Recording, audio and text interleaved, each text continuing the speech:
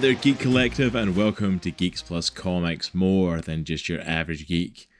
We are back with another indie comic book club, and I am back with the whole crew yet again for a very special indie comic book club this month. And we are checking out a very special book that was actually, we've been doing quite a few of them recently here on the channel for reviews, looking at a bunch of the books that I picked up last year on Kickstarter. This is one that came out that I really wanted to do as part of Indie Comic Book Club and wanted to do an in-depth discussion for, because it was one that hits very close to home, not just for myself, but for the rest of the crew here at Geeks Plus as well.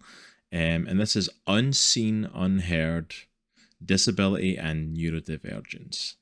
And for any of you that do not know, that encompasses pretty much every member of the team in some shape and form of disabilities and neurodivergencies, and we've got a whole plethora of them and a whole host of them in the group,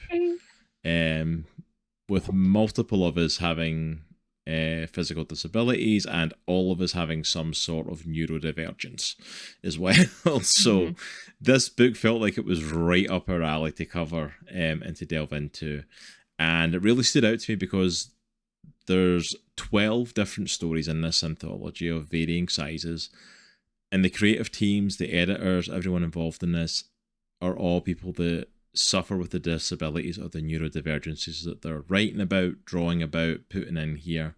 So I want to give an opportunity to highlight some of these amazing creators as well, and just shine a light on them. So I'm super excited to talk about this book today. I'm hyped for it. Before we delve into the stories itself, then, I'm kind of just curious, when you guys first heard about this book, or I don't know if you guys heard about it on Kickstarter first, or when I first mentioned it and we put it in Discord when it came out, or if you guys only heard about it when I recommended it to do for Indie Comic Book Club. But what were your initial thoughts before you even read the book when you heard about it? And then what were your thoughts overall of what the book is and what you got to read? Don't all jump in at once. So I had not heard of the comic until you mentioned it, Cross. And obviously everyone here on camera struggles with some sort of neurodivergence or disability. Yep. I don't want to say suffers. Has some form of neurodivergence or disability. And so I thought it was a really cool concept. I thought it was a cool way to highlight those and bring attention to those. And also, I wasn't aware, I probably should have been, but I wasn't aware that the actual creators of the comic were all neurodivergent or had a disability. I think that's really, really cool. Because some of the art in the stories is incredible. Yeah. Some of the stories are incredible. Overall, I really like the concept. Due to the varying nature of the story and the story length and art and stuff like that, you're going to have some that hit and some that don't. But overall, I thought it was a really cool idea.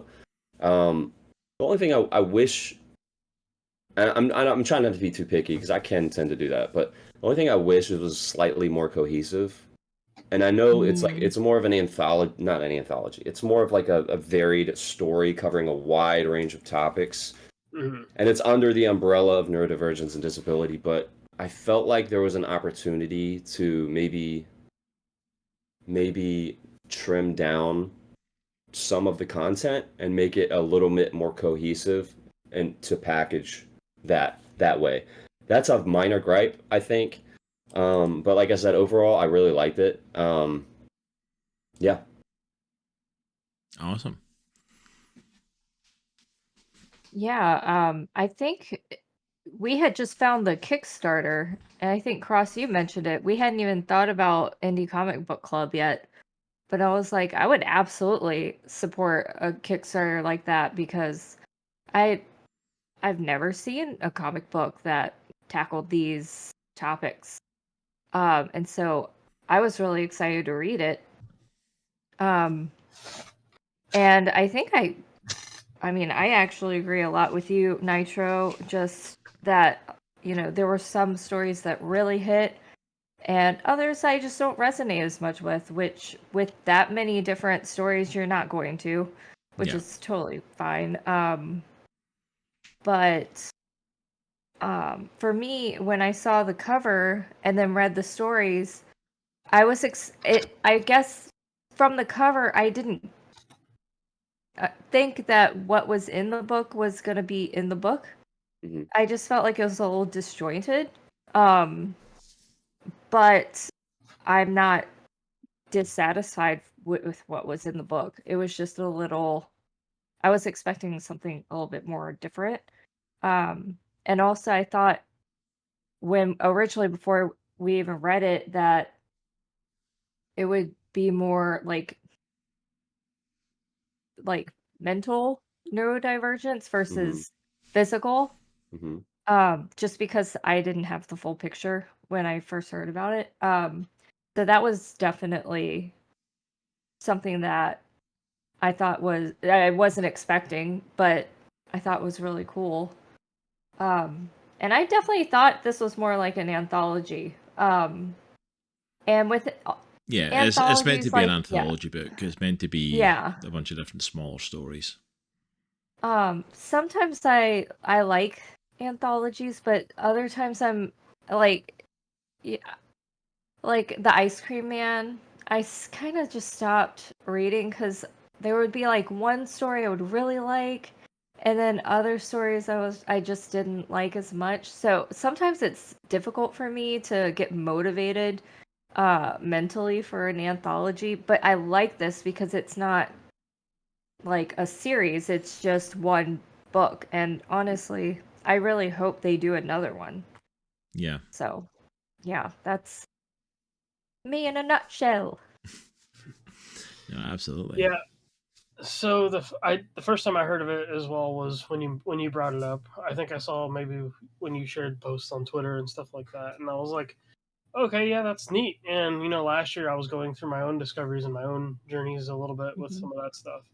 And so I was like, hey, like that's cool, like that's awesome. And we had probably, I feel like we hadn't done it yet, but I know we had talked about a desire of bringing back Indie Comic Book Club at the time. I feel like. And it was so we're like, okay, yeah, this is definitely one we want to do. And now that we've got our hands on it, it was kind of like I didn't expect it out for a while, and then we're like, oh crap, we got the digital version, so here we go, let's do it. Yeah, the digital version dropped like 2 months before I was actually expecting this to come out, so it completely caught us off guard when it ended up in our inboxes. Yeah.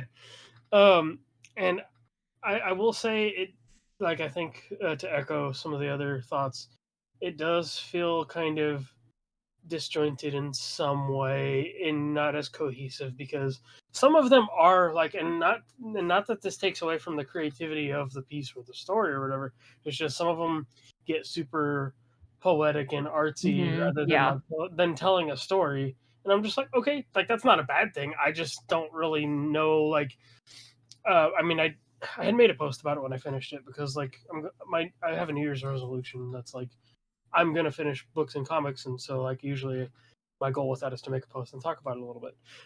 And so at the end of that post, I said something like, I'm definitely gonna have to maybe read some of these again, just to feel like, just to comprehend exactly what they're gonna say. And again, that's not to take away from the creativity or what that story is saying. I just maybe don't understand it right now or don't connect with it. I do like how, so there's some stuff where it's like you kind of have to figure out what the underlying theme is, or what the issue, well, not issue, but what the disability or what the struggle is there. And what I do like is at the end of the book, they have like a little excerpt thing that talks about like what, like the disabilities and things that they did mention. So there is like a list of them. So I was like, okay, like I want to know verbatim. I almost needed it laid out in front of me, like, okay, what's this one about? What's this one about? Which I kind of would have liked a little more. So the ones I definitely liked more are the ones that kind of just talked about it, like went forward with it.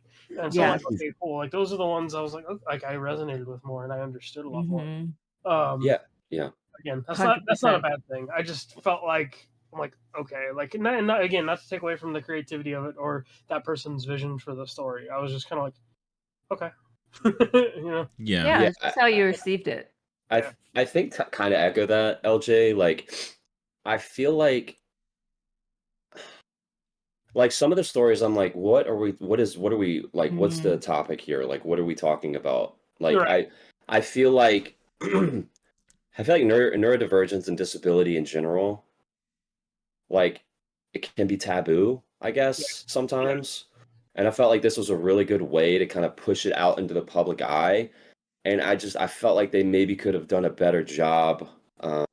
Again, this is like a minor nitpick, but I don't know how much it pushes that conversation forward into Mm. the mainstream, Yep. even if it's just the mainstream comics. Like, Mhm. I don't it doesn't do much, I guess, in my opinion. It doesn't do much to push the conversation on those neurodivergencies and disabilities. There's a couple stories I think that play Mhm. into, like, this is how you can empathize with these people, or this is how you can help in this type of situation. But I think in general, I would have liked it to maybe push the conversation a bit more, towards, like, kind of like a common ground almost, with people who maybe don't suffer from these types of things. I don't know. Again, that's a minor nitpick, but it's kind of along the No. lines of what you were saying, LJ. Yeah, I agree. No, I can definitely see where you're all coming from with that. My take on the book is, like, I was completely enamored with the idea as soon as I heard about this book getting created. I'm like, okay, this is No, something I definitely 100%. want to check Yeah. out, something I definitely want to delve into. The comic overall, absolutely loved it. I think for the most part, the artwork is stunning. There's a lot of different variety in there, a lot Mhm. of different Mhm. types of stories. Like, you've got slice of life, you've got romance, you've got horror, you've got fantasy, you've got sci-fi. Like, they've tried to do a plethora of genres and different ways of exploring these disabilities, how they can look, where they can fit in stories, which I appreciated, because it was a case of making it feel like we're always trying to talk about inclusion for disabilities and inclusion for Mhm. neurodivergencies, but, like, here's simple ways of, like, hey, this is a story that's set in this way. There's no reason this couldn't fit here, or there's no reason this couldn't fit here. So I appreciated that for it. Yeah. Definitely kind of like with you guys, I felt like with some of it, I felt like it was very hard to pick up on what was going on necessarily. Yeah. I'm very blunt and to the point, thanks to my own neurodivergencies, and I very much like it. Just hit me with a hammer with it and tell me what it is. Like, the Mhm. ones that stand out to me was stuff like the one with fibromyalgia. That Yes, comes in. I was gonna Like, point that one out. How you there's just talked about intrigue, what it there's little is. stuff that's going on, and there's love to crack you, and then it's like, boom, I've got the diagnosis, it's fibromyalgia, and Yeah. then Right. it's a case that's Yes. like, okay, so this is what it is, this is how it's affecting them. And then Yes. I also have a condition that, which I did go and Google, and, like, okay, what does it actually say if I Google this, and, like, to see how it kind of works and get a bit more about it and look at it more Or even myself. in the table of Yeah. contents, if they labeled what the topic was. Well, that's the thing. Some of the titles do. They say, like, this is the Yeah. title of it, a story Mhm. of such Mhm. and such. And I'm like, see if the titles just did that, or there was a Yeah. mention of what it was all the time, because there isn't Agreed. always. And it's like, Mhm. you know, and it's like, so there was certain stuff, like the one, like, I think it's the third or fourth story or something. It's like the guy who gets the brain injury. Mhm. Mhm. And I'm like, at first during that story, I was like, I wasn't sure if it was brain injury, or is it like PTSD? Because Yeah. he's talking about war and he's having weird flashbacks and stuff. Like, was this going to be like a PTSD? And it's like, oh no, it's a brain injury. Okay. And I'm like, okay, we kind of got there eventually. And I'm like, but Yeah. not all of them got there eventually. Didn't Some of them, it Yeah. was, connect as well. I was like, Mhm. I'm not entirely sure what's going on. And the thing is, as well, you can still be super creative.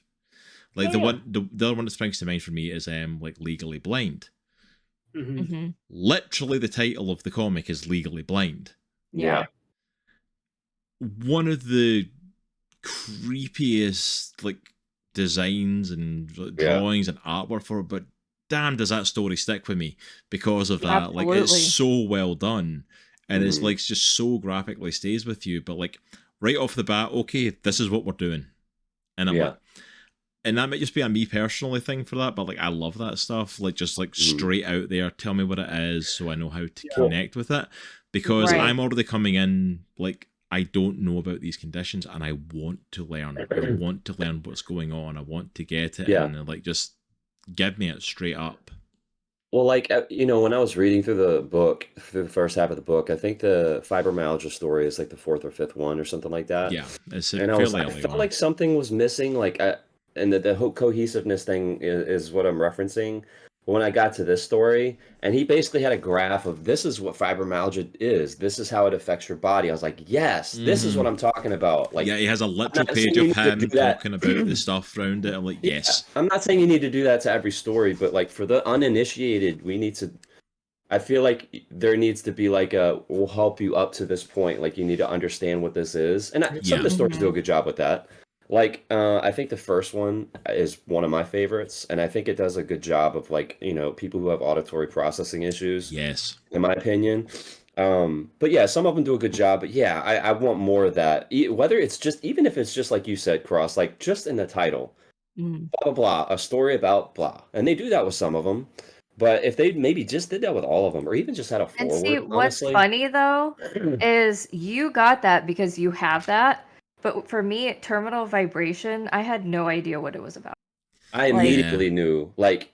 Yes, that's like, I knew Nitro and I were going to get this one because it's a big thing that we both I didn't get with. it. I thought it was more like suicidal, like depression. Like I really...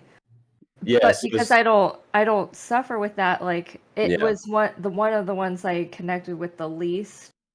And it was really hard for me to follow. Yeah. But that's exactly what I'm meaning though. Like if you've got the conditioning coming in, immediately you can go, yep, that's it. That's exactly what it feels like. That's exactly it displayed. When there's weird, consistent noises, my ADHD treats that like I'm getting stabbed in my ear. Yeah, I read that and I'm like, physically hurts. The auditory noise it hits on ADHD. Yeah. I'm like, I was looking at that and I'm like, that's exactly what it's like. I feel overwhelmed, and you start getting snappy, and you start getting angry at people. Like it just encloses in you, and it's like it feels like a weight on you. And I'm like, that's exactly what it feels like. That's exactly how it's depicted. That's where the book succeeds, I think, is that it's definitely like the people that get it are gonna get it. Yeah.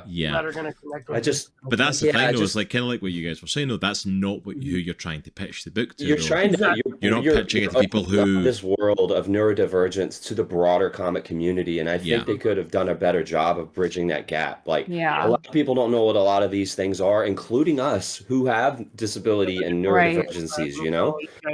I didn't know what like I don't want to say half. That's an exaggeration. I didn't know what some of these were even talking about.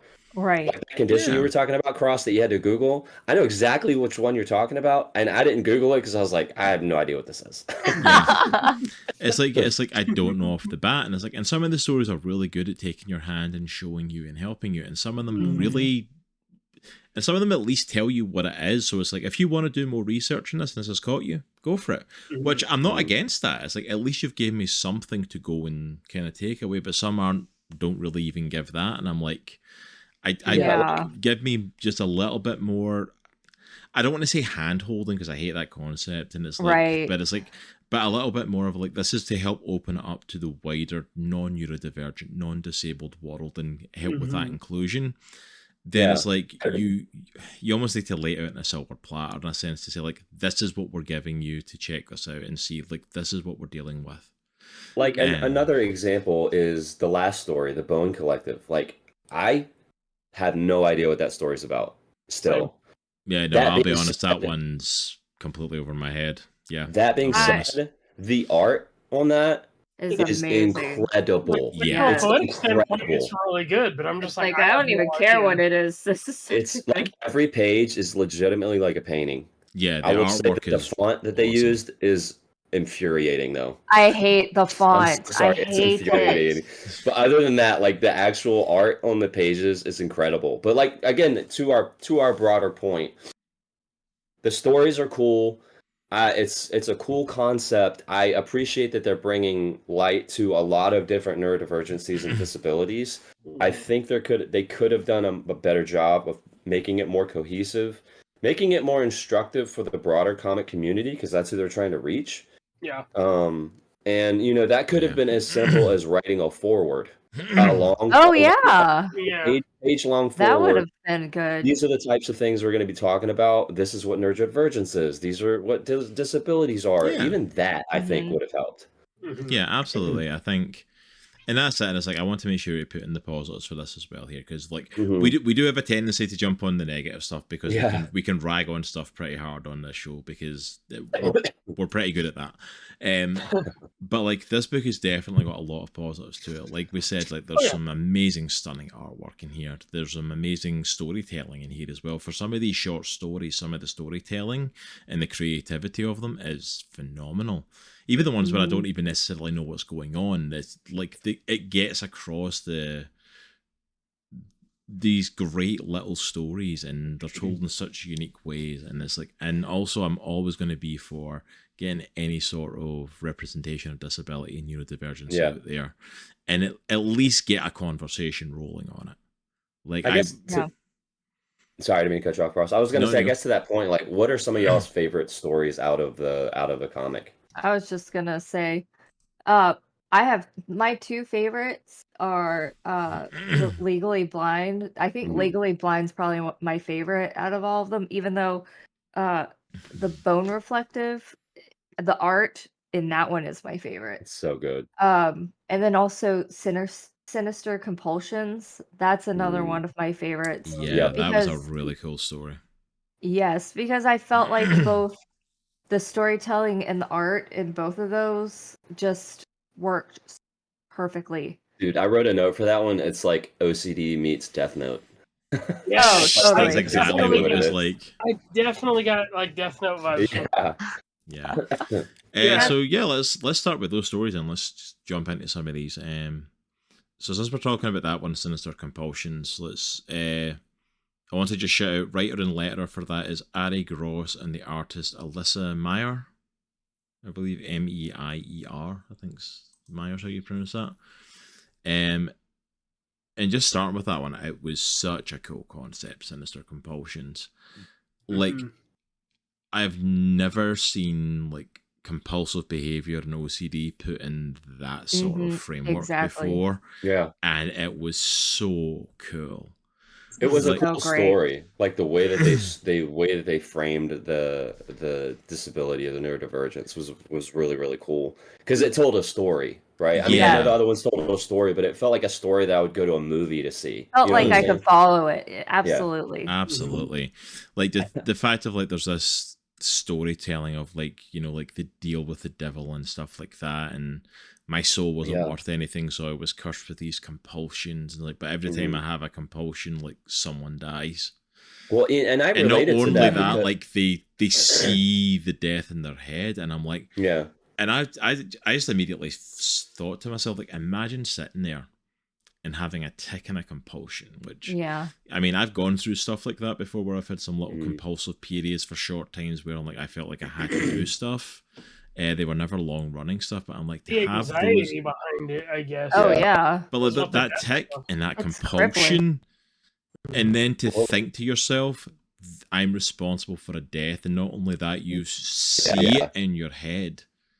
Whether or not it ever happened, whether or not you ever see a report on someone dying like that, whether or not they're like in your head, and then to the point of like they even start to describe, I just became numb to it. I'd love to think I just became a good person and I disassociated from it, but like I just became numb.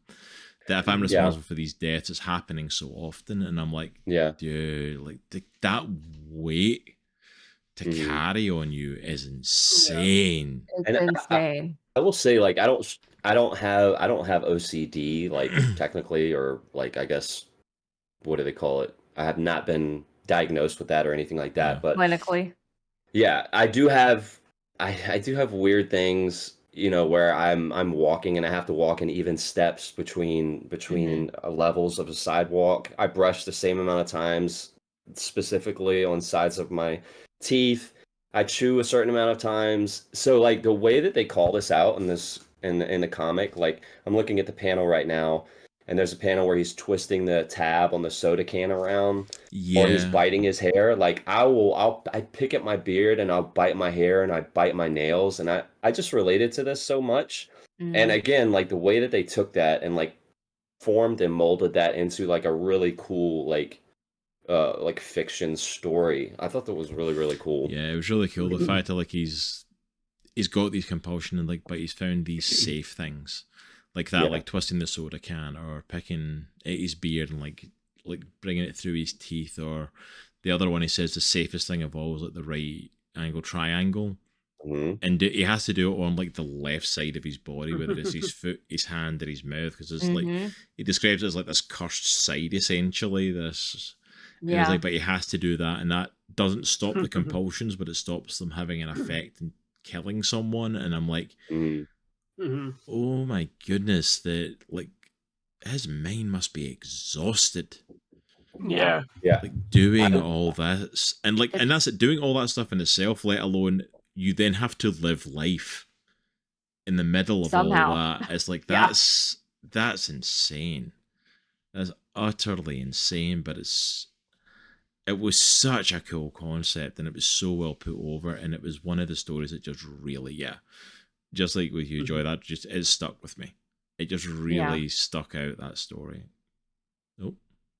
Because like I've known people who were either married to someone who has real OCD, and I think sometimes they get frustrated when people say, "Oh, I'm just so OCD," just because it's like you don't see the struggle with someone who truly is like diagnosed clinically with OCD, the plague that it is, and just how trapped they are in these cycles of it might not even be like someone might die, but if I don't lock my door like this amount of times and check my doors this amount of times, then someone tonight will break into my house and kill my entire family. It could be something like that. Like, like I mean, it just kind of like takes over to an insane level. It's devastating. Yeah. And kind of like what you said as well, though, it's like, it's one of those things that we've almost kind of made a joke out of in society. Like, oh, we've all got little OCD tendencies, like, but we've all got little compulsions, but there's a very different thing from being diagnosed OCD. Exactly. Very different. I feel like the same thing with ADHD, though. A lot of people say, "Oh, that's my ADHD," and I'm like, like now being on the other side of it and being like diagnosed with it, you're like, that's not the same thing. It's like it's a very different thing when you actually have it. I will say, kind of pulling back to more the art side of this one, one of my favorite mediums is watercolor, and you don't see a lot of comics that are done in watercolor. So when I saw the first page, I'm like, oh, this is really, really cool. And I think the artist, who was it again? Who was the artist? The artist for that. Alyssa Meyer. Yeah, Alyssa Meyer for Sinister She does a great job with the watercolor. She's very technically adept, like you can tell. She's very good with watercolor. And it's a really cool medium, I think, for this specific story. Yeah, it's one of the more unique art styles in the book that really stands out. Yeah, that's a really nice thing about anthologies and comics, especially when you have different artists, is they can take way more time on the details because it's not a full book. It's not going to take as long. And so they can actually take their time and do a little bit more detail that if this was like a average size comic, you wouldn't be able to do if you want, a life to make a deadline. Yeah. No, absolutely. To not spend forever on. So that's what I really like about it, is you can tell some of these artists, they really took their time and did things that you just wouldn't normally see in comic books. No, absolutely. If anyone's got anything else to add on to that one, and it's a chance to chuck it in. If not, I want to be able to also jump on a Legally Blind, the other one that was mentioned, because I think that one's a definite one to highlight as well. Yeah. Legally Blind, and this one just says creator Richard Fairgray, so writer, artist, everything is Richard Fairgray. It's the one creator. I'm really intrigued to hear LJ's input in this one as the legally blind member of the team. What did you think of this story? Because this one actually speaks to a condition, a disability that you have. So so I relate to it on a personal level, obviously. The way he talks about, like, there's certain things the way he talks about it, like not feeling like, I guess, feeling like an imposter, is kind of how I felt in a way because, you know, when I was going through school, you know, I received aid and things like that, and regular like IEP program meetings and stuff like that. It wasn't exactly field trips like he talked about, you know, but like having to, I just always felt like I never, like, not that I didn't need it, but I always felt like this should be going to somebody else because I'm not, like, my issue is not as big as somebody else's, and like I'm like partially blind. So for context, I'm blind in my right eye, and I can't see for crap in the eye that works, and so it's definitely limited things that I've been able to do. But I've also broken a lot of limitations. I still work a day job and stuff like that, and I still function as a normal human being. The one thing I don't do is physically like drive myself, but I have ways to get around. I've walked and done things like that. Uber and all these like ride sharing apps have been like a straight up blessing in that way, because I'm like, oh, I can get around. I don't necessarily have to ask somebody for rides, you know, like or something. So I just never felt like, I always felt like this should go to somebody else, or somebody else has a worse condition than I do. Like I'll be okay. Like I don't need the help really as much as somebody else does. Especially so with the draw, like, so at the end he mentions like about how, like, you know, being a comic book artist and being, you know, people seeing his stuff or seeing him draw, and it being a thing of like, oh, that's like, is it good because it's good, or is it good because like, oh, he's blind and he's drawing, you know? And I'm just like, and that was really a big thing. And I'm like, yeah, like I'm not, you know, and I always went at my own pace with it. I didn't really, in the last year especially, like, I mean, I've made advances over the years, and I had drawn off and on, you know, some years, whatever, but in the past year I've made more advances and it's clicked with me more than it ever has. But it's just been one of those things where like I'd be in school drawing or something, or like I remember like on a plane ride or something with my aunt, and, you know, somebody was sitting next to her, she's like, oh yeah, he's drawing and he's blind or something like that. Like, I'm just like, okay. And it's always like, I want to draw because I want to draw. It's got nothing to do with my eyesight. Like everything I do is visual. I play video games. You know, I make content. I write and all this stuff. And it's just so like I totally get what he's, you know, is it when he says like, oh, is it because is it because I'm a blind person that's you know, that's drawing, or is it because I'm actually good? And then like the legally part, like, you know, when he talks about like, it's like it doesn't count, you know, like that's ultimately how I kind of feel. I'm like, it doesn't count. And I do want to speak to the artistic choice, which it didn't actually click with me until Cross said something. The whole thing about like how like his eyes are disconnected from him, basically, like how they're like sticking out, almost like a sci-fi weird like horror kind of thing. Yeah. And so I went and I looked back at those panels and I went, okay, let me see what the eyes are doing, because so my eyes, they have so I know my eyes wander a lot. I could be focusing on something still. I know this eye, my bad eye, wanders all the time because I got no control over it. So it's one of those things where I looked at it and I'm like, oh, maybe that artistic choice was made because his eyes aren't actually exactly straight and he can't, you know, like he just can't focus, or he, you know, like. So I see the, like, a lot of the times the eyes are looking different directions. And then for anyone that's like, watching and doesn't know, like, it's the eyes are like literally out the guy's head. They're like out here, like still attached, like the eyes are, but like they're out and like on stalks essentially out of his head, like completely almost detached from him. Yeah, and so I noticed when they show, I didn't see if this was with other characters, but I noticed specifically during like the Christmas party scene, all these other kids with disabilities that he's with or whatever, they're all like, they just have black dots for eyes, you know, like one of the creepiest scenes in the whole book. Yeah. All the kids with like the hollow holes in their head, and like, oh my goodness. And so, you know, to speak to that, I always forget the actual condition because it's like super.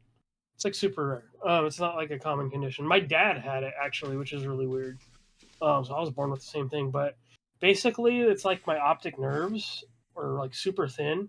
It's like, think of like a frayed like cord or something. Like, let's say you have an old charger or an old controller cord or something that's just wore out. So that's what my optic nerves were, and I had surgery on my eyes when I was 5, and they basically like tied it down. So basically, it's like, which So I get it. Like, to me, his eyes being out like that is like, oh yeah, something's knocked loose, something's not connecting right, because they're looking in different directions like every time. And so it was really neat to like, I didn't notice it before until Cross said something about that, and I was like, let me go actually back and let me look back at that to see if I can maybe put, connect some dots on why he did that as a style choice. And so I'm like, okay, I don't know if that's the answer, but I would think that's pretty close. I mean, So it's definitely a possibility as to why he made right. that style choice. It's like right. In either way, it's like if it's something that you got out of it, it was really cool that you were able to kind of read that out of it, even if it wasn't intended, and it's another way that you've connected with that story. Yeah. And it's like, but yeah, it's Legally Blind is one of the stories that absolutely stood out in this book. Yeah. Visually and artistic, like you said, he asked the question of like, he's always wondering, is his art style good because it's good, or is it good because like, oh, it's a blind guy drawn? And I'm like, judging by this story, his artwork is freaking amazing. Absolutely. Like, this is stunning artwork. It's like, it's so visually captivating. It's so detailed yet minimalistic, which sounds like such an oxymoron, but it's like they're so minimal on the page, but like the story it tells is amazing. You can tell like someone is a good artist by how much they do with little. Yeah. And he can portray a lot. This dude portrays a lot with not a lot of detail. Yeah, which absolutely. is very hard. It's very hard to do. Absolutely, that encapsulates it perfectly. Like how little is on the page and how much he is able to tell and show as part of the story is insane. Like, it is so talented. Absolutely. And it's like the fact that he's legally blind is just adds to it as well, which is just the fact of like even like you attempting it, LJ, like someone who's like, yeah, I can't see, like great vision, and one of my eyes is gone, my other eye's buggered up as well. It's like, no, I'm still going to draw art, and I'm like, I've got two good eyes and I can't draw for Jack. You know what I mean? It's like it's like, so to see someone doing that, it's like, that's insane. And like, for a long time, it was really hard for me to see a piece of paper as a 3D space. And in the last year, especially like having Nitro as like an inspiration, as somebody who's helped me out a lot too, and as like I've looked at more resources and other things, I'm like, oh, okay, I finally see it now. And it's just one of those things. It's like, it was really hard for me to interpret that, and my drawings always kind of showed a little bit of my vision disability, like not, I look back on it, but yeah, like it's just one of those things. No, it's really cool, and it was a really, like, it was one of the stories that stood out to me, and like, okay, I completely get it, and I think it is because Richard just completely lays out, this is what it's like. Yeah. And I'm like, I really appreciated that. Not that I don't appreciate the more artistic stories in the book, but I really appreciate it because like, this is why I was reading the book, is like, I want to know what it's like. Exactly. Yeah, it's like, I want to know what it's like to experience that, because my eyes, like, I've got bad eyesight that I wear glasses, but like at no point would I be considered blind.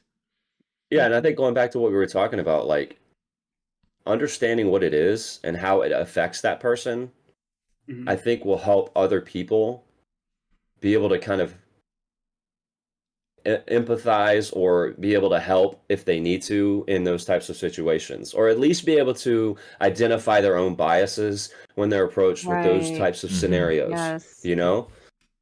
Absolutely. Yeah, I think that's the conversation that we were having earlier, I think.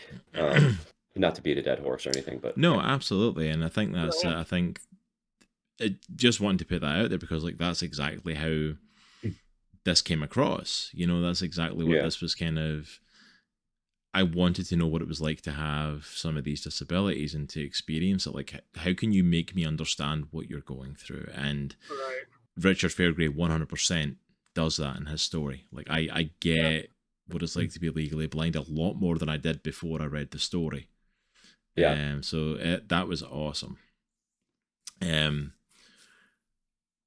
All right, so those were two stories, and those were the stories that Joy had said stood out to her. Anyone else, stories that stood out to them, stories that they wanted to specially mention? Yeah, I think several stories stood out to me for various reasons. I don't think one stood out for me for the whole package. There were stories that hit on specific like art or story or whatever. Mhm. The first one, I really felt like, so I was just diagnosed last year with ADHD, and I've had it since I was a kid. I just wasn't aware. And that manifested for me late in life with severe anxiety, which would then manifest in outbursts of anger, shutting down. And again, I thought it was anxiety, but it was untreated ADHD, and I'm 42 almost. So I've had this for a very, very long time. And one of the ways that it manifests for me is auditory processing. So, like, I have two kids, they're 8 and 6. They're very loud, especially in the car for some strange reason. It echoes. So, like, for me, it's like they could be at a 6, but for my brain, out of 10, like, they're at like a 15. And it basically shuts my brain down, and I can't proceed like a normal human. I can't think through a thought normally. I can't interact with another human normally until that noise is gone. And, you know, what I really liked about this one is the way that it portrayed that. And side note too, one of the other indie comic books that we did, this art style is very reminiscent of my friend Dahmer, in my opinion. There's a lot but of with that, color. I can see that. But with color. So like obviously he's walking down the street and then just to let people know as well, the one you're talking about is Terminal Vibration. Yes, I'm is sorry. the name of it. Yep. And the creator of that is Chuck Howitt-Lease, and he's just again titled as creator, so writer, artist, colorist, everything. So yeah. And so the basic premise of the comic is just this gentleman is walking down the street and he's just overwhelmed by everything, noise, you know, sensory overload.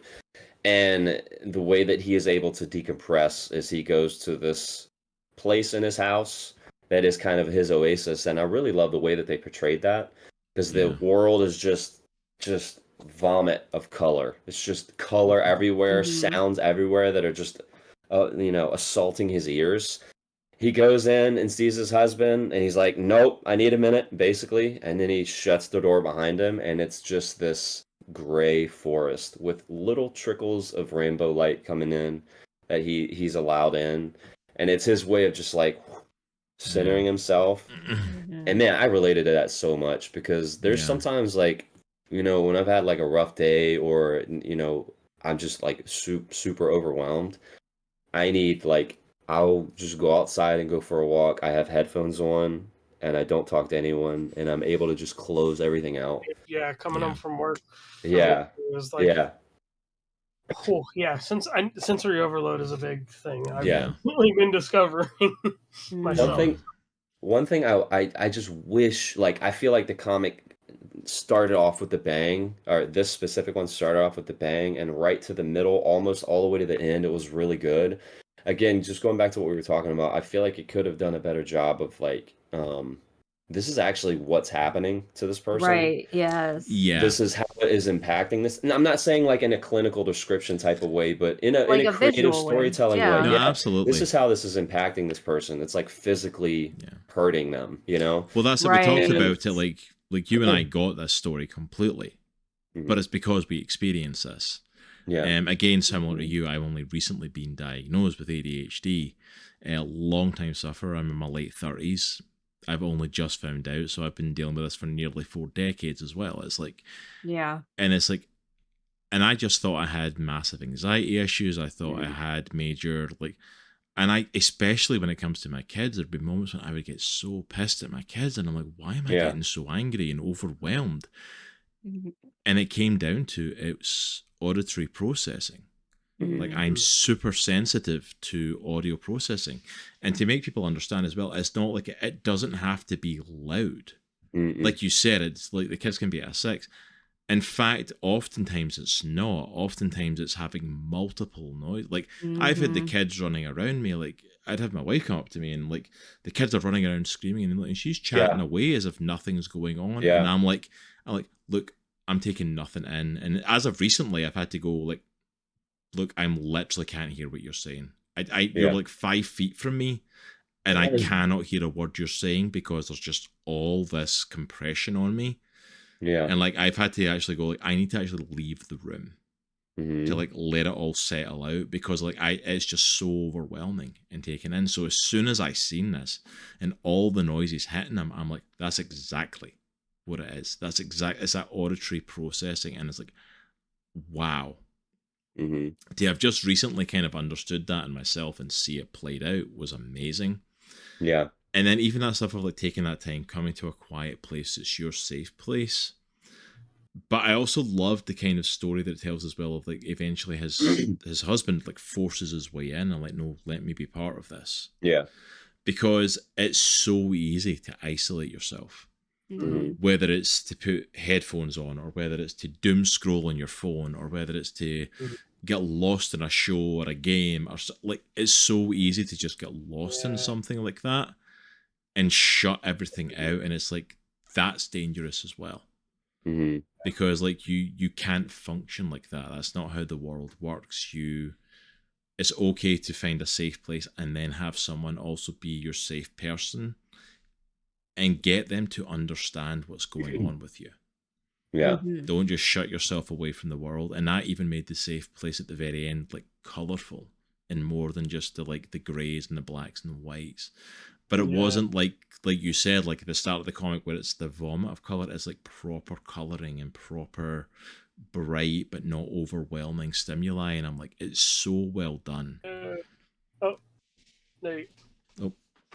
You froze like hardcore. There we go. Sorry there. But yeah, like it's so well done, like the color transition and the stuff like from the vomit color to when that color starts to come into a safe place, it's like it's a totally different type of coloring. And I'm like, it's such an important story.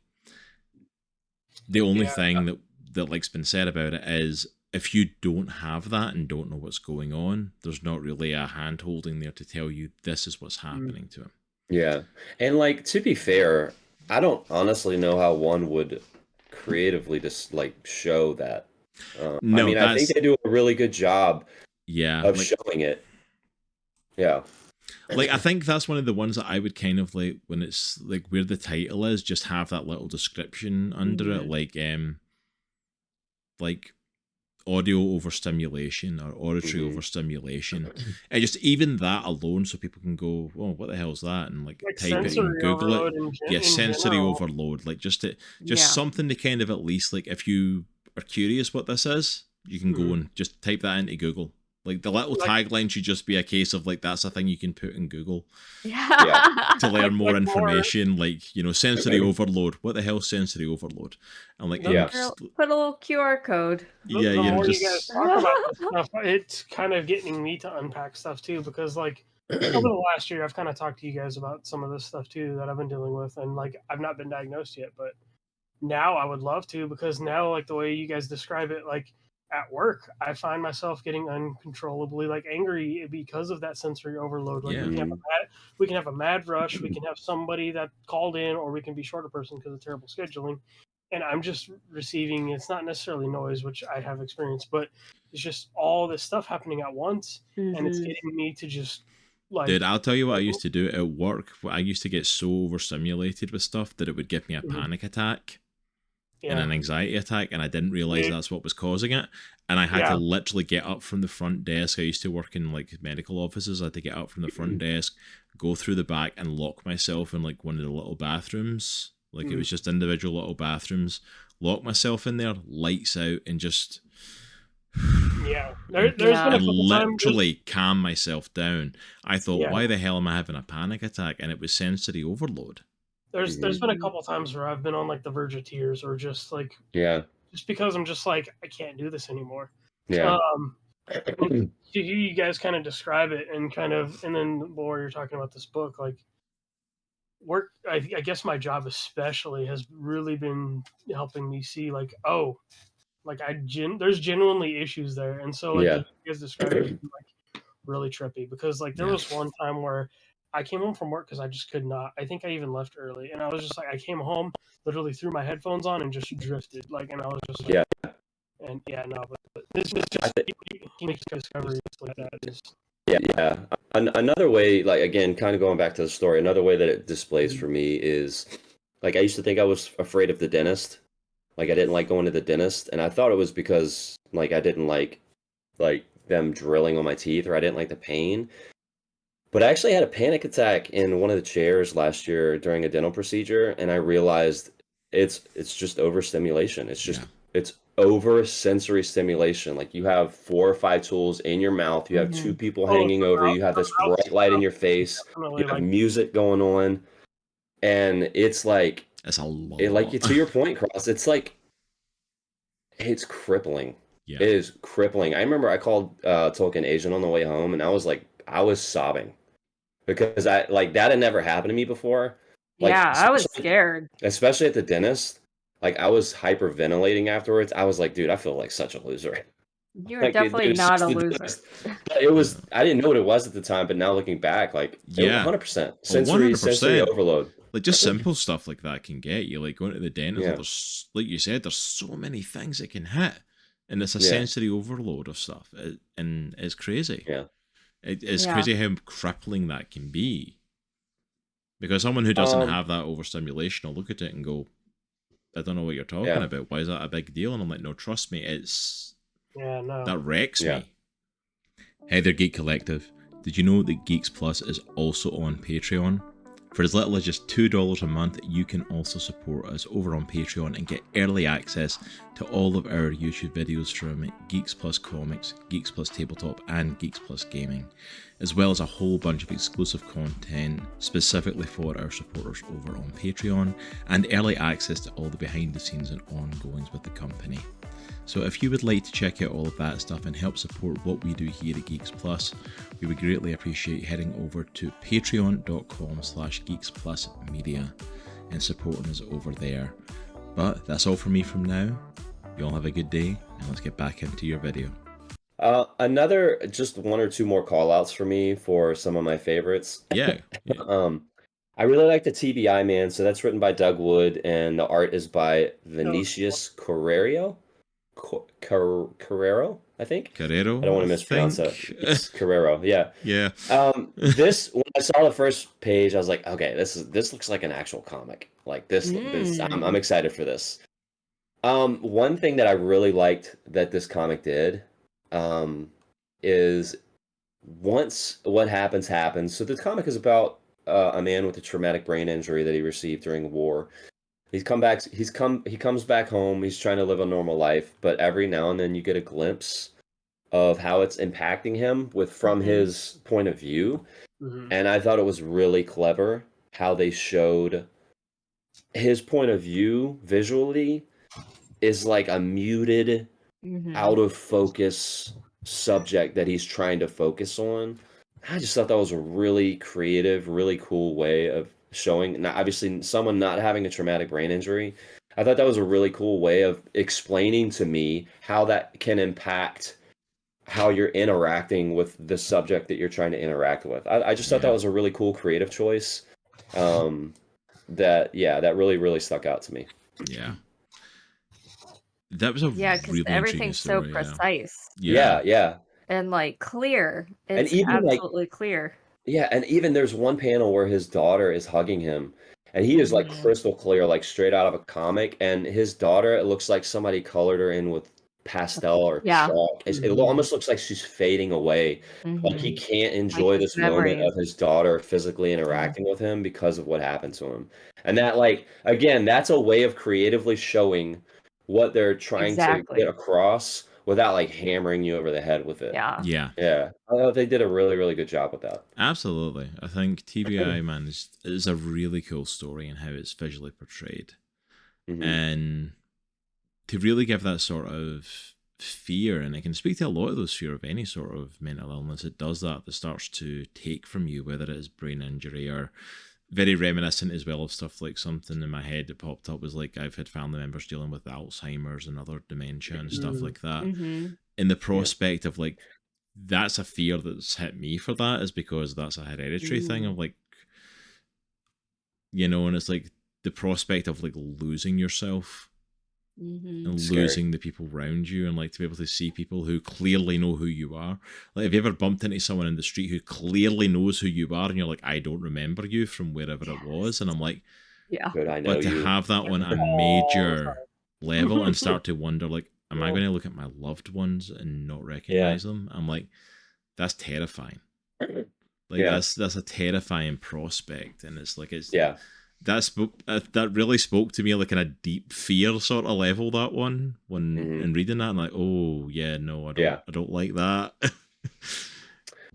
I would say the last one that really stuck out to me, that really impacted me, and not so much for the art because it's more webtoon like style of art, which I'm not normally a fan of. Not to say I've never liked anything like that before, but The Android Who Dreamed the Day Away. It's written by Ravian Ruiz, and the art is by Melissa Capriglione.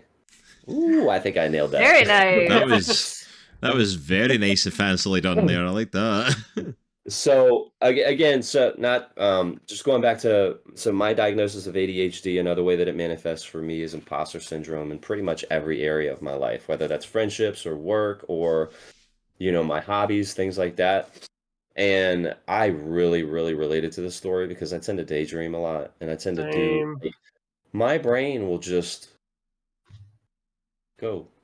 Like when I'm supposed to be here, it will just like float away into these just buggers off into the distance and goes somewhere else. These complete fantastical constructed scenarios that will never happened, and it 100% impacts my ability to stay present. I know this. And this has happened to me, you know, growing up in school. This has happened to me at jobs. I've switched jobs because I was afraid that somebody's gonna be like, dude, why is this dude here? He has no idea what he's doing. You know, this whole imposter syndrome. I've switched jobs because of that. Like it's a serious thing. And I thought they did a really good job of showing like the hyperfixation aspect of ADHD. But also our ability, like our creative ability is like amazing. But like it can come at a price if we don't learn to like harness that. And I thought it was a really cool way of kind of demonstrating that. Like for those of you who haven't read it yet, it's basically about this lady who works at this company. She has this project that's been due for a long time. And her boss is like, dude, I need the project now. She's like, just give me 1 hour. I promise I'll give it to you. And he's like, no. I haven't started it yet. She starts daydreaming and all that stuff. And then she hyper-focuses. She kicks in and she knocks it out.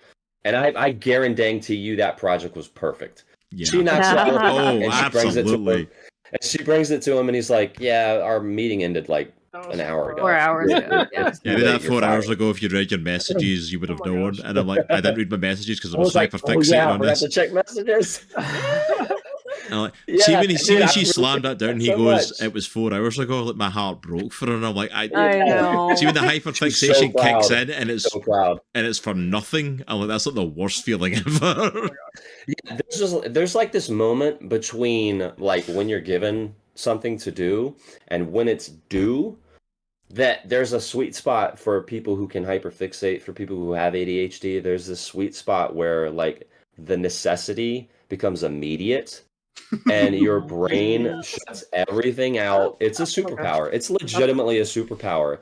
And you know, I've been talking to my therapist about this. He said if you can harness that, if you are able to live in that full-on panic, hyper-focus mode and be okay and not be overtaken with anxiety, that's a really good spot to be in. Yeah, and if anyone knows how to do that, let us know, because it always ends up in anxiety. But yeah, that one was I thought was really, really cool, just because I'm honestly dealing with some of that stuff currently. So that was really pertinent for me. Can I add to that? Yeah, absolutely. It's definitely like not only because I relate, not only because like making videos and doing things we do. It's like, oh, there's a reason I'm sitting there working on it the night before, or like something like that. It's like, oh, because for whatever reason, like my mind physically is just like, Oh, I know yeah. I need to do this. I know I need to do this. I know I need to do this, but I'm not going to. Yeah. But like literally, the daydreaming, and it's not even necessarily like I love how they take it to this like next level of like she's literally just daydreaming. But like, so for me, like it's literally affected my personal life. So like back when I was regularly going to church and stuff like that, like and it's not because it's so my family used to think like I was falling asleep or something. And I'm like, that's not what it is, I swear. So it was just be why I would my mind would trail off so bad, I would just be blank. And it's not that I wasn't interested in what I was hearing, because I would want to pay attention. I would enjoy these messages, and I would genuinely like what was being talked about or spoken about. But it was just one of those things where I would just go blank. And what I ended up doing, which was amazing, because at the end, when she's talking to this other person, they're like, "Oh, let's go find something you're good at." That really spoke to me personally, because what I ended up doing was, one of the directors was like, "Hey, like you do like a streaming thing, right? Like, can you moderate an online service?" I was like, "Heck yeah!" Like that's and so, but that also helped me keep people engaged. I used to do it. I used to do it every other Sunday, and it was awesome, because I'm like, okay, like I can actually focus and not feel guilty about it, like, and or not feel like, it's like I can actually focus and pay attention. And actually do something and talk to people watching online and greet them and stuff like that. And I'm getting the whole message, and without somebody trying to elbow me and be like, "Hey, wake up!" And I'm like, "I'm awake." See, that's awesome, because when it comes to ADHD, you need to get creative with stuff like that. Because I literally remember doing that exact same thing. Like, I'd be sitting in church on a Sunday morning, and I would come out feeling great, thinking it was a great sermon. That was fantastic. And my wife would go at me, it's like, "Oh yeah, well, what was it about?" And I'm like, I couldn't tell you. I don't know. I remember. I can't remember a thing. I know it was good. I remember liking it, but I could not tell you a thing that was said. I'd done that for so many Sundays, and I felt so guilty. I'm like, why am I not paying attention? I'm like, no, literally, my mind just disappears with the information. It totally does. It's usually halfway through the sermon for me. I mean, luckily the ones our pastor's been doing lately have been hitting really good, but sometimes when they don't, I'm just like, oh yeah, it's like if somewhere else. If they are amazing, my mind is just.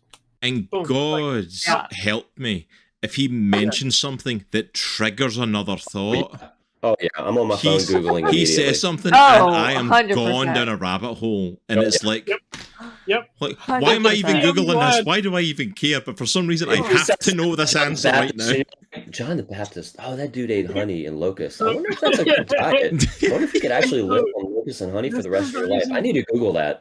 I need to research that. I'm going to research that for the next 4 hours. Yeah, you just disappeared in a rabbit hole that you never, and then you're like, And if that's like part of the first point of a sermon, you have no idea what the sermon is about. It's just gone. It was 100% about locusts and honey diet.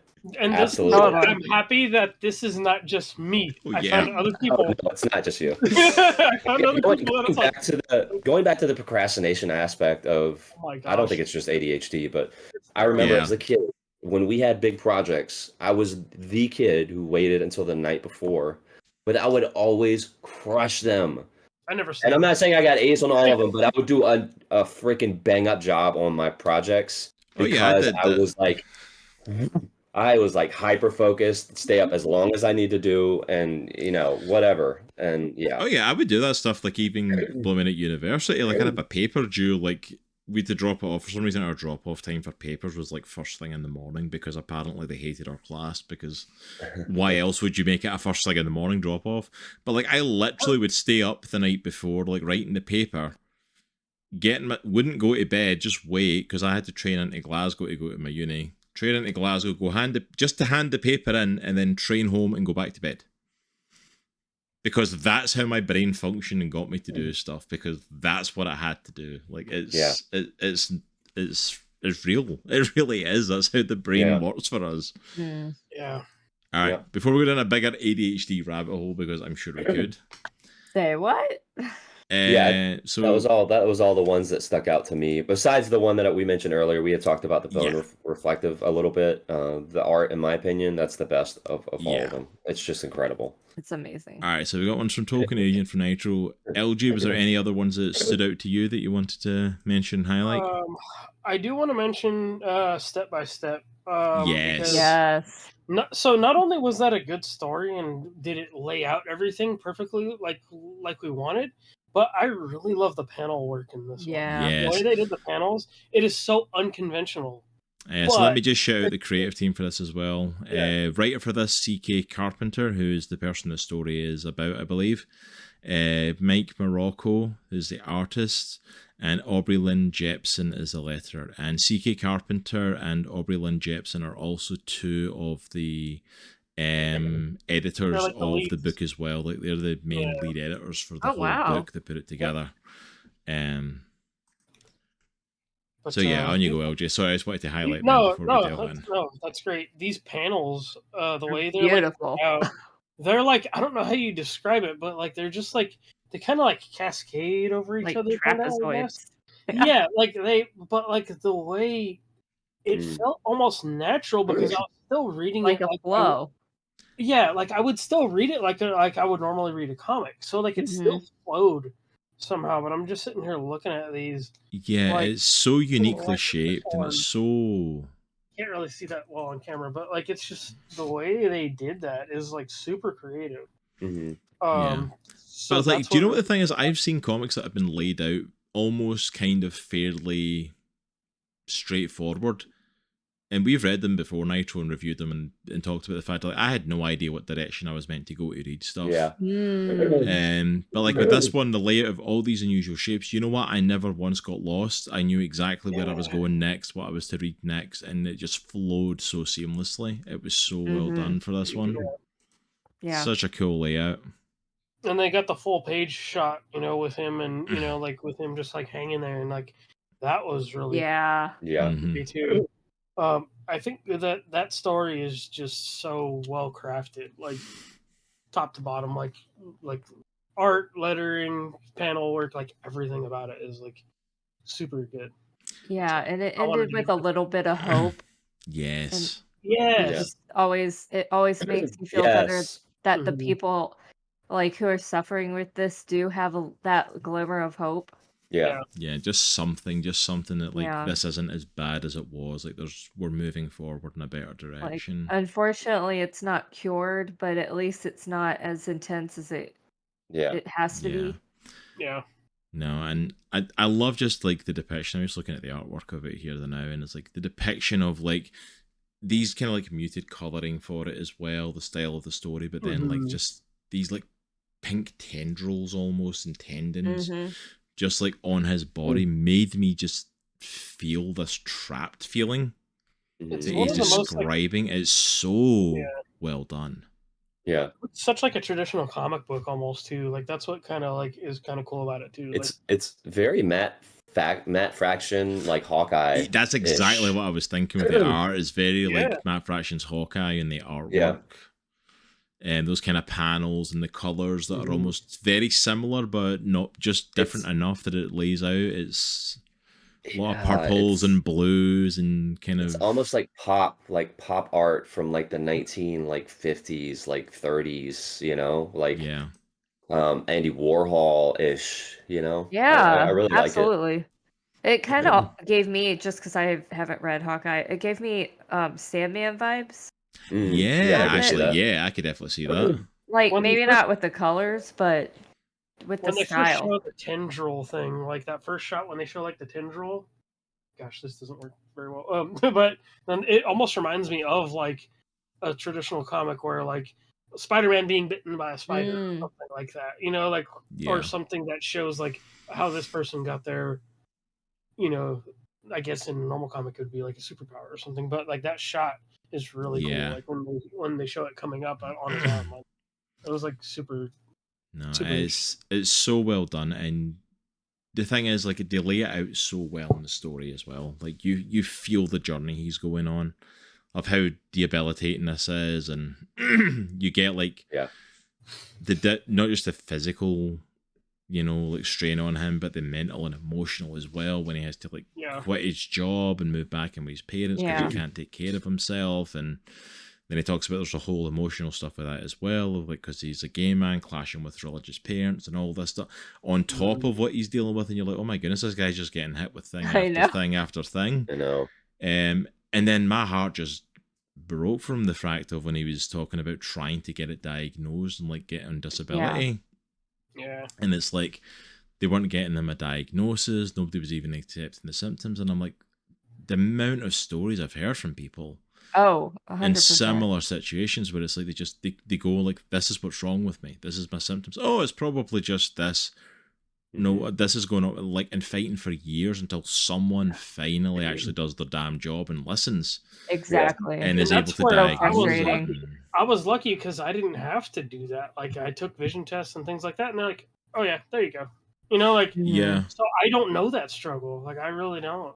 No, it's crazy. Like, I've seen it happen, and it's absolutely insane when people don't get that right away. And it's like, if you just listen to what I'm going through and not assume I'm trying to like screw the system over and like just like take it on board. And then when he was able to do that, it's like he eventually got on disability, and of course he was on disability for fibromyalgia, so he finally got medication when it came out that helped him start to live his life again. And like it's for that reason is why, like, so when we do faxes at work, if I see somebody's it's like Social Security related or something like medical like that, I don't charge them. Like, my boss doesn't either, because we're like, you know what, like, you're already going through it as it is. Like, we're not gonna charge you, like, or like stuff like that, just because I'm like, we know that people struggle out there, like, so it's it's insane. If that's the one way, like we can make a difference in helping people, like, and like, so we just don't, like, because of that.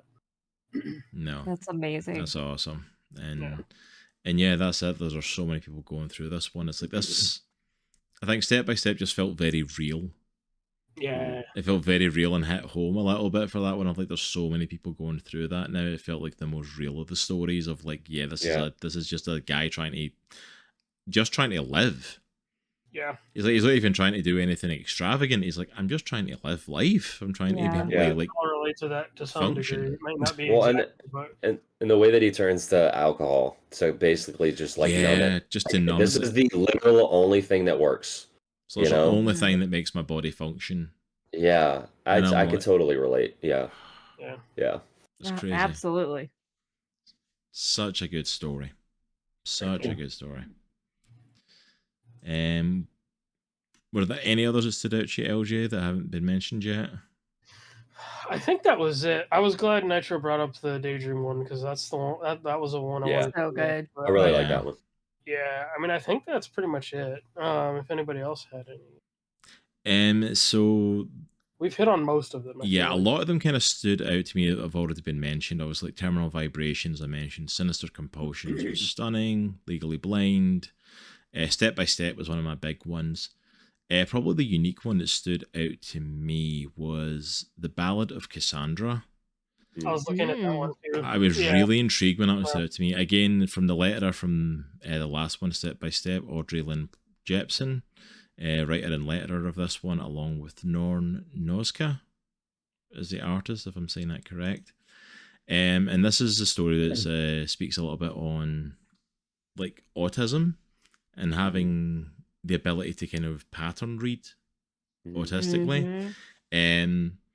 I've been diagnosed with ADHD. I have not been diagnosed with autism, but I am fairly certain I have a level of autism.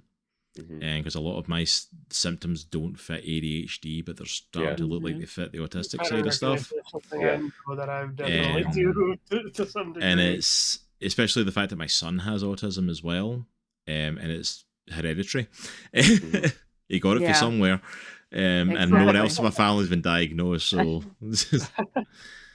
but like I started reading that story, and the whole story is about basically someone having the ability to, more or less, the fantasy setting is put in is like see the future, or they're reading patterns in people and seeing stuff that other people aren't seeing. And I'm like, there was a point I was doing this so often, not too long ago, I started to question if I actually was psychic. Because like I was seeing patterns and stuff, and like even just simple stuff like if I set this dish here, this is going to move over here, knock this over, and this is probably going to fall off, and then it happens like exactly like I just like seconds later, and it was happening so often. I was starting to think like, am I actually psychic? Is this a thing? Like it's to the point of like how often it happened, but I'm like the ability to read people and like what's going to happen.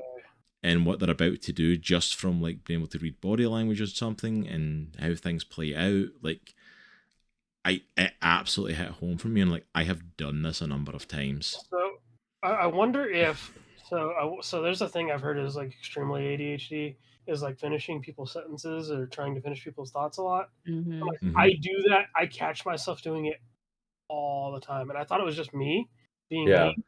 And then later on, whenever I was researching, I'm like, oh. So, and it's like, I feel so terrible for doing it, but I catch myself doing it a lot. Yeah. I think there are some overlaps with ADHD. There's a lot, actually, a lot of overlaps with ADHD and autism. Like, one of them is pattern. To the point I've actually called it something now, like it was odd DHT, it's like AUDHD. Yeah. Like it's actually termed its own thing because they're so often partnered, which is just like a cruel joke. Yeah. So many things are opposites from each other. I'm like autism, I function like this with patterns and things that I can see. ADHD, I need all this creativity and different stuff to stimulate me to function. And then ADHD in the middle, like you guys function. I'm like, wow, I seen that meme and I'm like, that hits home so hard for me because I'm like, I don't know how to function. The fact that I do is a complete shock to most people. Like, yeah, I mean, to your point, LJ, though, I cut joy off all the time. It's something that we've had a talk about a lot. And it's not because I don't want to hear what she has to say. It's because I know what she's going to say. Dude, like, I legitimately know how she's going to finish her sentence, and I'm responding to that without her actually finishing her sentence. Yeah. It's almost like it's worse if you get excited as well. If you get excited about what they're talking about, you want to jump in. It's like we think finishing somebody's sentence is a response. Like and they're gonna love this. I know what they're gonna say. I'm gonna finish it. I'm on your wavelength. I know what you're thinking. It's like shut up and let me finish what I'm saying. I do it with my boss all the time, and especially when he's trying to convey things to other coworkers or when he's trying to explain something. And I'm like, nope, stop, let him finish. Let him do the like, and oh my gosh, I know what you're gonna say. I know what you're gonna say. Yes. No. I don't know if that has any relation with this, but it's probably to a certain extent got it. It's like because it's that being able to read pattern recognition. Yeah, it's a pattern recognition of being able to read like they're saying this. Oh, they're going to get to this point. This is what they're trying to convey. Like a total superpower. Yeah, like, I think it's cool. It is, but it's like. And it's like, I feel sorry for Cassandra in the story, though, because anytime she tries to do it, everyone's like, no, that's not going to happen. And it's like, surely after a certain point, people would believe you. But I'm like, it's not happened as frequently to me that I've had that happen a lot. But it's like, but yeah, I've definitely gone to the point of pattern recognition. And in this story, like, Cassandra spots stuff. Like, she's literally watching a guy, like, standing off the side of, like, this little shop. And he's like, he's going to rob her. And the mom's like, shut up. No, it's not going to happen. And then it starts showing like her mind. It goes into like Sherlock mode. Where like for the BBC version of Sherlock, where he starts to pick up all these different things and it shows you what he's seeing. It's like hands like this. He's wearing these sorts of shoes. He's in this sort of stance. That means he's going to do that. Like Sherlock was autistic. Yeah, literally. 100%. 100%. He was autistic. And it's like, and then literally as soon as they walk away from the stall, boom, he grabs the bag and he runs. And it's like, and she's looking like, called it. I could have stopped that. I literally called that was going to happen in all these sort of situations. But I love again that moment of hope at the end of it, where it's about finding a place to use those abilities when people who will help you be able to enhance what you can do and put it to good use. And you know, it's like, it was just a little story. It was not a big thing for it, but that pattern recognition thing stood out to me just because of it. And I was like, and it was one of those things I'm like, yeah, pattern recognition, I do that. I wonder if that's part of my ADHD. And I got to the end of the thing and it's like story of autism. And I'm like, oh. Yeah. Yeah, because I need more proof. I really liked that because when you first brought this up, I was hoping to hear a lot of like stories of autism, like because that's what I have been affected with, just with people in my family, people like that I love, that I know, like are either have kiddos with it or have it themselves. And so I really wanted to hear a lot of those stories just because I wanted to kind of get kind of a understanding more about how the brain works with autism. I mean, and I know it's a spectrum, so it's not always going to be like this person has this and this person, it's Yeah. not going to be identical, but like it's just something that I am very close to personally. So I really appreciated this story for that. Yeah.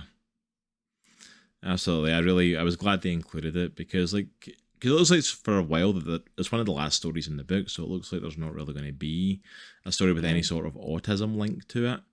And I wouldn't even know how to portray it in the book, but I think that was a really cool way of showing it. This ability that people don't often think of, if you think, an ability with autism, you automatically go Rain Man sort of level of stuff, and it's which it really is that to a certain degree. Autism, we can work well with facts and figures and recognizing patterns and different stuff, but it's the one social thing that we're really good at as well. Is we don't always get social cues, but I can see social patterns like that, because people don't like to admit it, but a lot of people, they'll all act the same in a certain situation. You can see the pattern, and 9 times out of 10 you're going to get it. Maybe that's why customers drive me nuts. Yeah. That's another thing, like sociology. Your ability to read people. And, I think both ADHD and autism are great at this. Your ability to read people and read people really, really well, and usually be right about it, is it's almost also like a superpower. Yeah. You're in a room and you're observing everything. There's nothing is escaping your observation. Yeah, and I've definitely had that when I've been in rooms with someone and I just get a vibe. Yep. Yeah. And I'm like, and then you hear I can't tell you why, but I'm like, this is how I feel towards this person. I don't know what's going on. You hear a story later and you're like, I knew it. Dude, Joy and I have had those conversations several times. I'm like, there's something up with that guy. I don't know what it is, but I'm getting weird vibes. I thought that was normal. I thought it's just you reading people. Not had one word of conversation with this gentleman. Oh no, but you can read it on their face, 100%. You can read the pattern, and it's there is, and it's the truth is, having neurodivergences, there is this, it's not about a wrong way of thinking and fixing a way of thinking. It's realizing there's a different way of seeing the world. Absolutely. And that's often what it's described, when we've had our son with autism and stuff, it's often described like that. It's there's a different way of thinking. And it's that's all neurodivergences and all disabilities to a certain degree. It's not a bad way of things happening. It's not a wrong way. It's just a different way. And it's something we need to be more aware of and more open to. And that was very well said. It's we want to be open to these. Like you said, these can be superpowers if used in the right way. And absolutely. One thing I will say, being in the workforce and having ADHD and not being shy about telling people that I have it, hey, I have an issue with this and this, so I put these specific measures in place to kind of address those delinquencies, for lack of a better word. That I will say the response that I've gotten from corporate America has been really good, especially in the past 3 years. There's definitely an effort to help people with neurodivergence develop whatever they need to develop and put things in place to help them do their job better. There's not as much of a stigma as I don't think there was, maybe, back in the future a bit.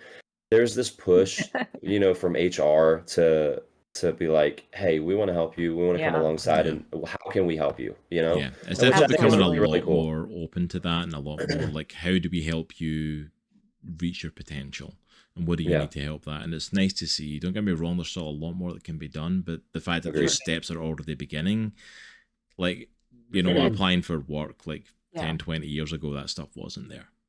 So the fact that it is there now is amazing, and that people are willing to be open to that is phenomenal. Yeah. And just before we wrap up, I want to shout out the stories that we didn't cover, at least just to shout them out and to shout out the amazing creators that contributed to this. First one that we didn't cover was Fry's story of the two teenagers. One ends up in a car accident and ends up paraplegic in a wheelchair, and they end up making friends. In a minute, he's got a mom who's in a wheelchair as well, and they end up forming a friendship out of it, and at the end looks like it could be becoming more as well. The amazing creators on that, AJ Camorlinga was the writer, Terry Blass, the artist, Harry Saxon, the colorist, and Aubrey Jeppson was the letterer for that one as well. Then the next one was The Bone Cage, which I think was like the one-page one. Yep. I don't know if it's B. Willett or Willett, because it's like all one word, the name, but it's the full creator of it, BWILLET. All I can say about this one, freaking one-page story. I have never been more terrified by imagery in my life of a one-page comic. It was very bizarre. That was a horror comic in one page, and it was so well done, and it terrified me. It was a prospect. And they told you what the condition was as well on that. Yeah, one. like being trapped in your own body, essentially. This skeleton prison is like. I felt sore reading that. Yeah. The next one was Dependency, which was the one talking about having drug addiction. Yeah. And Dependency. And Anis Abdulhak, apologies if I'm missaying that, the writer and letterer. And then Laura Helsby was the artist on that. There was some really cool imagery on that one, really showing the toll that sort of stuff can take on your body over time. It was really well done. And then next one was Flying Letters, which was talking about dyslexia. It's a kid. The way they interpreted that was really cool. Yeah. Kid coming to terms with how is he so good at math and doing so well in school at that, but yet he can't work out words and letters. I had the opposite problem. I will say one cool callback to that one from an art standpoint is I love the texture that they overlaid on the panels. Yeah. Because it looks like tactile paper. It was very aesthetically pleasing. That was a really good choice. Yeah, it was a really cool little story. Tay Belak was the writer, I believe that's how you say that. Deborah Lancianese, the artist. I'm butchering these names. I apologize. Dude, these names are very difficult for the people who put this together. We're trying really hard. Mariam Yasser was the colorist, and Pixie Kulesa was the letterer for that one.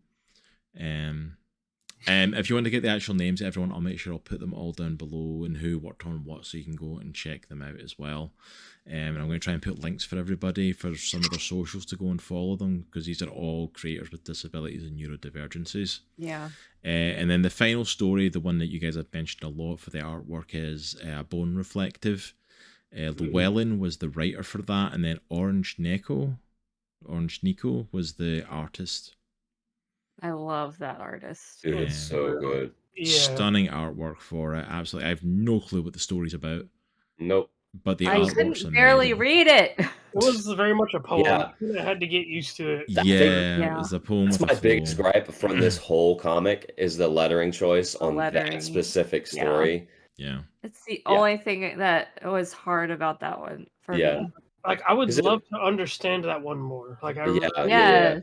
It like what the vibes I got was almost like a taxidermy type or like a fascination of bones, but yeah, it was something like like that. a gothic, I couldn't say. And then also just to shout out as well, Al Acevedo, Arthur Cabeza, and Skylar Partridge, who were the cover and variant cover artists, who done there was like 3 covers that they released for the book. Yeah. I've no way to show on screen who they are, but and then shout out as well again to Aubrey Jeppson, who was one of the editors, also interior page layouts and back cover designs. Anis Abdulhak, who was one of the editors and logo and front cover designs, and then C.K. Carpenter as well, who was also editor, and all 3 of them were story consultants. So massive shout out to this amazing huge team of disabled and neurodivergent creators. putting their amazing work out there, amazing stories, amazing artwork, amazing colouring, amazing lettering. They all put their heart and souls into this book, and it was absolutely worth it. Mm-hmm. And like we said, there's a couple of things that we would maybe alter a little bit just to help. But I really hope another volume of this maybe comes one day where we can put that into place, because I would love I to really see hope more. so. This was amazing. I'd love to be a part of it, honestly. Yeah, it'd be such a cool series to be involved with. And it's like, so I really think they need to do another one. Yeah, agreed. But massive shout out for those unseen, unheard. At this time, I don't know if there's going to be a place to actually pick up the book itself. But check out all the creators' links I'm putting down below. I'm sure if something comes up, especially for Aubrey Jeppson, who seems to be the main creative force behind the book, she was posting a lot about the Kickstarter and everything. So if that does become available, I'm sure she'll post on her socials. But I'll make sure to link everything down below, so go check them out.